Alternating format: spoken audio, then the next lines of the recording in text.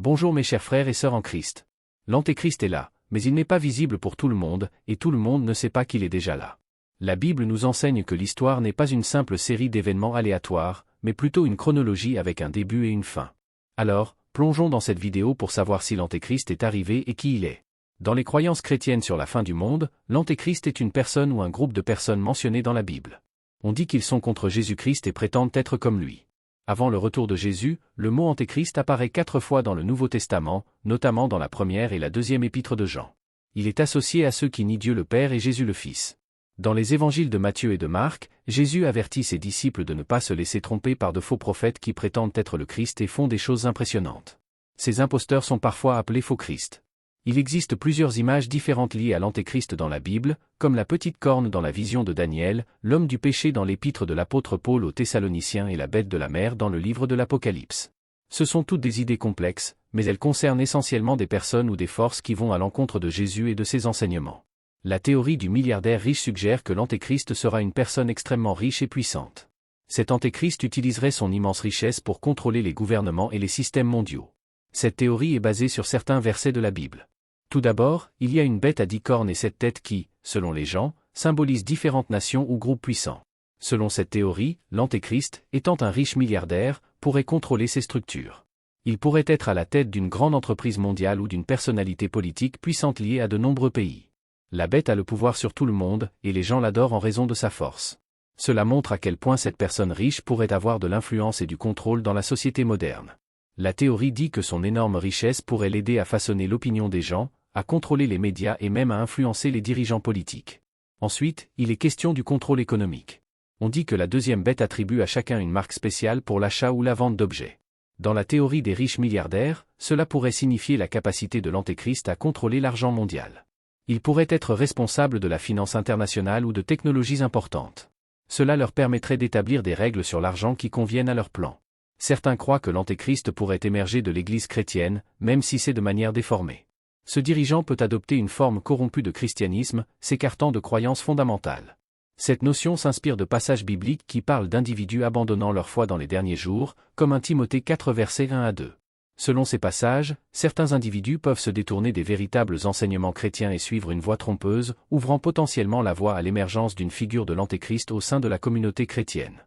Certaines personnes croient également que le diable utilisera la tromperie, faisant apparaître l'Antéchrist comme un extraterrestre venu d'une autre planète. Cette théorie est basée sur l'idée que l'Antéchrist utilisera des pouvoirs surnaturels pour tromper les gens, comme le mentionnent les passages bibliques tels que Matthieu 24 verset 4 et 2 Thessaloniciens 2 verset 1, qui mettent en garde contre de puissants mensonges et de faux miracles à la fin des temps. Tout au long de l'histoire, il y a eu des histoires de personnes terrestres interagissant avec des êtres d'autres mondes, que l'on retrouve dans des cultures comme les Sumériens. Ces récits suggèrent que ces êtres d'un autre monde partageaient des connaissances avancées avec les humains. Imaginez maintenant qu'un extraterrestre arrive sur Terre. Les gens seraient stupéfaits et pourraient même l'adorer, comme certains idolâtrent aujourd'hui les célébrités. Cet extraterrestre pourrait prétendre avoir toutes les réponses, résoudre nos problèmes et expliquer les origines de la Terre, ce qui pourrait convaincre de nombreuses personnes, y compris les fidèles, de le suivre. La question de l'origine de la Terre nous intrigue toujours, et si un extraterrestre prétendait l'expliquer, il pourrait gagner des milliards d'adeptes. Certaines croyances suggèrent que l'Antéchrist pourrait être un personnage religieux. Selon cette théorie, l'Antéchrist pourrait utiliser des actes trompeurs et des signes surnaturels pour établir une religion mondiale. Cette notion est liée à un concept biblique qui évoque l'idée de tromperie spirituelle, selon laquelle l'Antéchrist pourrait tromper les gens par son influence et ses prétendus miracles. Cette perspective envisage l'Antéchrist comme un chef religieux charismatique qui égare ses fidèles par des actes apparemment miraculeux. Cette théorie suggère que l'Antéchrist émergera comme un puissant dirigeant politique mondial capable d'unir les nations sous un seul gouvernement. Au début, il promet la paix et la prospérité, mais finit par détourner les gens de leur foi en Dieu. Ce concept s'accorde avec des passages bibliques comme Daniel 7 versets 23 à 25. Dans Daniel 7 versets 23 à 25, il est fait mention d'un 4e royaume distinct qui dominera le monde entier. Cela pourrait symboliser le règne de l'Antéchrist sur un gouvernement mondial.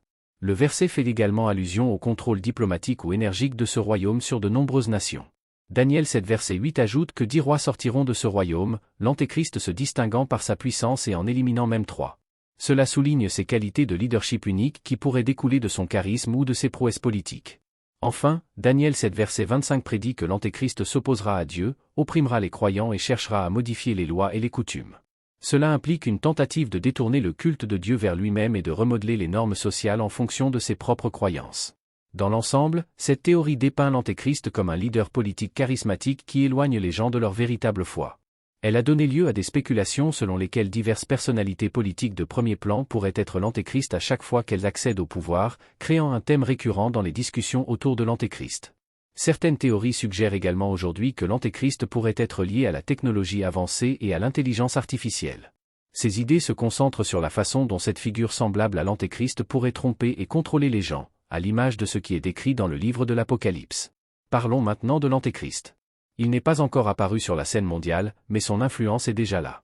Nous devons être vigilants et sages, reconnaître les signes et nous protéger de son impact. La Bible nous met en garde contre l'Antéchrist dans 1 Jean 4 verset 3, en disant que quiconque ne reconnaît pas Jésus n'est pas de Dieu. C'est l'esprit de l'Antéchrist, et il est déjà actif dans le monde. Si nous observons notre monde aujourd'hui, nous pouvons le voir évoluer dans une direction particulière, avec des signes qui montrent que l'esprit de l'Antéchrist devient de plus en plus visible. Nous devons reconnaître ces signes et rester fidèles aux enseignements de Dieu. Un signe évident de l'influence de l'Antéchrist est la montée du sécularisme et le rejet des valeurs morales de Dieu. Les gens deviennent de plus en plus égocentriques, accordant la priorité à leurs désirs et négligeant souvent le bien-être des autres. Cette attitude égocentrique va à l'encontre des enseignements de Jésus sur l'amour et l'altruisme. L'esprit de l'Antéchrist prospère dans un monde qui accorde plus d'importance aux désirs humains qu'au plan et à la justice de Dieu. L'esprit de l'Antéchrist est déjà à l'œuvre dans notre monde d'aujourd'hui. L'apôtre Jean a mentionné l'Antéchrist et la présence de précurseurs avant son arrivée, tous influencés par le même esprit. Tout comme les croyants peuvent être remplis du Saint-Esprit, certaines personnes peuvent être influencées par l'esprit de l'Antéchrist. Nous constatons un déclin de la vénération pour Jésus-Christ et une montée du sentiment anti-Dieu dans la société. Cela se reflète dans une aggravation de l'anarchie, une tendance qui devient de plus en plus évidente au fil du temps. Par exemple, par le passé, on pouvait trouver des Bibles dans les salles de classe américaines et dans les chambres d'hôtel au Royaume-Uni, mais aujourd'hui, les Bibles disparaissent des espaces publics et la crainte de Dieu décline à l'échelle mondiale. Tout cela prépare le terrain pour l'arrivée de l'Antéchrist. On pense parfois que lorsque l'Antéchrist viendra, il devra apporter des changements importants au monde, mais ce n'est pas forcément le cas. Lorsqu'il arrivera, le monde sera déjà préparé pour lui. L'esprit de l'Antéchrist est à l'œuvre dans le monde, entraînant un déclin de la crainte de Dieu. Ce changement est un signe des temps, comme Jésus l'a mentionné dans la Bible. Vous vous demandez peut-être d'où vient cet homme. D'après la Bible, je crois qu'il est issu de la coalition européenne. La Bible indique qu'au début de sa carrière, il a pris le contrôle de 3 nations et, grâce à l'autorité de ces 3 nations, il a pris le pouvoir sur la coalition européenne. Finalement, il s'élève jusqu'à régner sur le monde entier. Lorsque nous parlerons du faux prophète dans un instant, vous apprendrez que sa stratégie pour obtenir le contrôle mondial consiste à délivrer une sorte de licence à tout le monde, connue sous le nom de la marque de la bête. Cette licence a été établie pour contrôler l'économie mondiale. Pour avoir le droit d'acheter et de vendre, vous devez adorer la bête, qui est l'Antéchrist. C'est de là que vient le terme de marque de la bête. Il assure la domination sur le monde entier grâce à ce système. De plus, il y a un événement clé. L'Antéchrist a conclu une alliance avec Israël au début de sa carrière. Il promet de protéger Israël de tous ses ennemis arabes dans cette alliance. En conséquence, Israël retourne dans sa patrie et commence à reconstruire, allant même jusqu'à se désarmer parce qu'ils se croient en sécurité. Ils usent de leur ingéniosité pour reconstruire leur économie. Cependant, la Bible nous dit que, alors qu'ils vivent en paix, l'Antéchrist rompt son alliance avec Israël. Le traité de paix prend fin au bout de 3 ans et 2 ans lorsque l'Antéchrist entre et souille leur temple. Il leur interdit de rendre un culte. Cet acte est appelé l'abomination de la désolation. Les actions de l'Antéchrist sont en effet choquantes. Il entre dans le temple juif, allant même jusqu'au Saint des Saints, le lieu le plus saint du temple. Il enlève tous les objets sacrés et érige une statue de lui-même, la transformant en idole. L'Antéchrist oblige les gens du monde entier à se prosterner et à adorer cette image. Ce niveau de persécution et de blasphème est difficile à saisir. La persécution de l'Antéchrist ne se limite pas à des actes manifestes. Une perspective perspicace révèle que le contrôle de l'Antéchrist sur le monde aura des répercussions sur les gens de diverses manières. Si vous ne pouvez ni acheter ni vendre, vous n'aurez pas accès à la nourriture et aux biens de première nécessité. De nombreuses personnes mourront de faim pendant la tribulation parce qu'elles ne pourront pas participer à l'économie mondiale. Leur vie deviendra de plus en plus difficile sous le règne de l'Antéchrist, un dirigeant cruel investi du pouvoir de la trinité impie de Satan et du faux prophète. Tout comme Dieu a une trinité, Satan a aussi une trinité impie dans cette contrepartie méchante. Satan représente Dieu le Père, l'Antéchrist correspond à Dieu le Fils et le faux prophète prend le rôle de Dieu le Saint-Esprit. Ces contreparties impies sont habilitées par Satan et servent à orchestrer le mal à une échelle sans précédent. Le faux prophète n'est pas avant tout un personnage religieux ou théologique. Il devient plutôt une autorité économique sous le règne de l'Antéchrist. Il gère les aspects religieux et économiques du nouvel ordre mondial, imposant la marque de la bête. Cette marque est essentielle pour participer à l'économie mondiale et étroitement liée à l'adoration de l'Antéchrist. Le faux prophète devient celui qui oblige tout le monde à se prosterner devant l'Antéchrist, faisant de lui le chef du culte mondial. La marche de l'Antéchrist vers Israël lors de la bataille d'Armageddon sera catastrophique. Il se lance dans cette mission et s'y prépare, mais les choses prennent une tournure inattendue. D'autres armées commencent à avancer vers lui en provenance de différentes directions, du nord, du sud et d'une armée de l'est traversant l'Euphrate. Ces développements imprévus perturbent temporairement ses plans. Finalement, toutes ces armées se retrouvent réunies, face à un nouvel adversaire commun, le retour du Seigneur Jésus-Christ.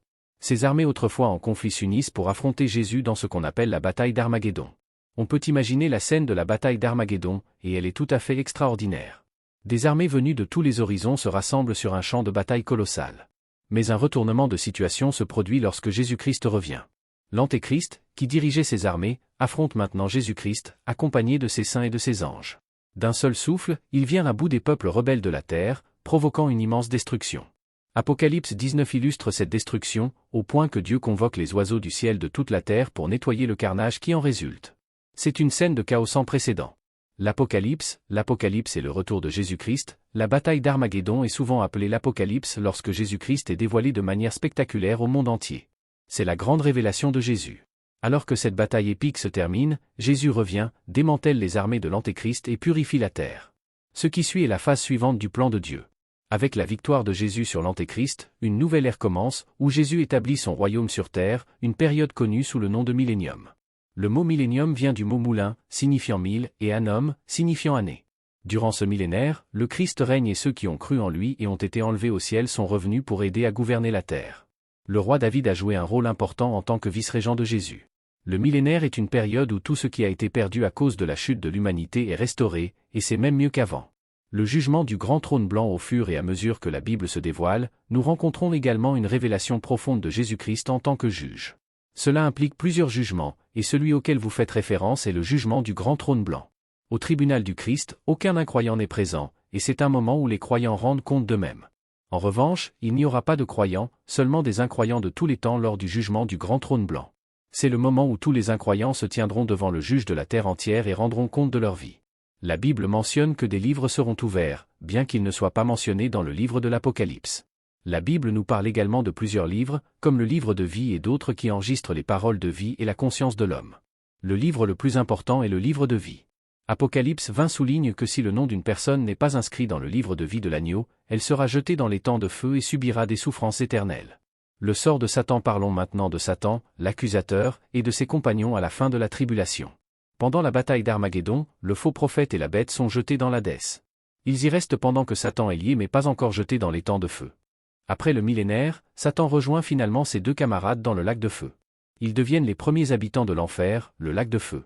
Ceux qui ont rejeté le Christ, suivi les voies de Satan et pris la marque de la bête pour éviter le jugement subiront également ce sort terrible, étant jetés dans le lac de feu avec Satan, le faux prophète et la bête. Le glorieux royaume millénaire. La Bible nous dévoile un événement capital, la remise du royaume du Christ au Père. Les Écritures décrivent le millénium de manière très détaillée. Les gens du millénium vivent longtemps, ont des enfants et, même à l'âge de 100 ans, il n'y a ni mort ni maladie. C'est une période immaculée que nous attendons avec impatience, comme un aperçu prolongé du paradis. Le plan de Dieu, tel qu'il est révélé dans les Écritures, connaît des moments sombres, mais même dans ces moments sombres, sa grâce et sa miséricorde transparaissent. Même pendant la tribulation, Dieu a envoyé 144 000 personnes et 2 méga-témoins sur terre à cause de son amour et de sa compassion pour l'humanité. Si quelqu'un n'atteint pas le ciel, ce ne sera pas parce que Dieu ne le voulait pas. Dieu a fait tout ce qui était en son pouvoir, y compris en donnant son propre Fils.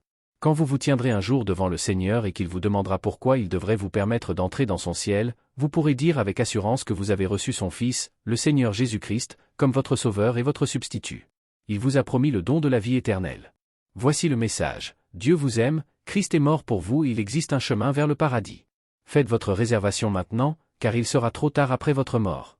Il est réservé aux hommes de mourir une seule fois, après quoi vient le jugement. Que pensez-vous du rôle de l'Antéchrist dans l'avenir d'Israël ? Commentez ci-dessous et abonnez-vous pour en savoir plus.